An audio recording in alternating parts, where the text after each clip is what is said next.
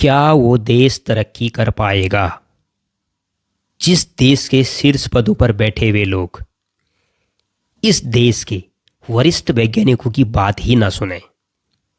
एक true example दे रहा हूं उत्तरकाशी उत्तराखंड से।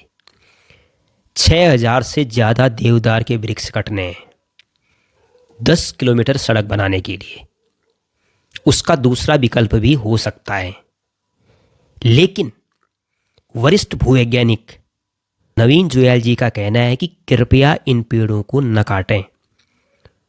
वैसे भी ये जगह बहुत सेंसिटिव है, संवेदनशील है भूस्खलन और हिमस्खलन की दृष्टि से। अगर आपने इन पेड़ों को काट दिया तो बहुत बड़ा खतरा हो सकता है उत्तराखंड उत्तरकाशी के इस इलाके से।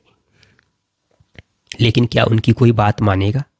और गजब की बात, नंबरिंग भी हो चुकी है। जो पेड़ों को चिन्हित किया जाता है वो भी हो चुका है। इसका मतलब काम तो हो ही चुका है। अभी ये दैनिक जागरण की खबर है। धन्यवाद है, कम से कम ये ऐसी खबरें देते हैं। कौन सा विकास है जो विकास विनाश में परिवर्तित हो जाना है?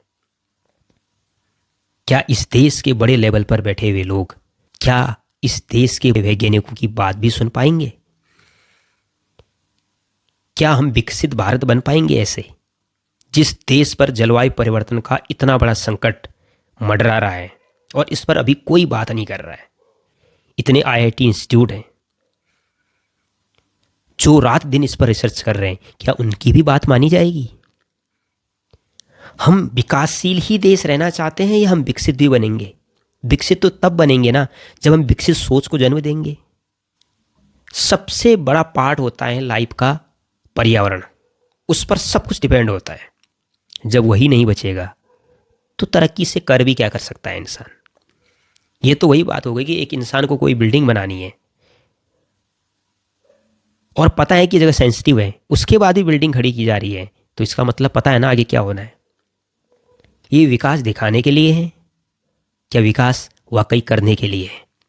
ये आज का सवाल है जो मुझे लगता है उत्तराखंड के साथ साथ सारे भारत के लोगों को इस बारे में सोचना चाहिए।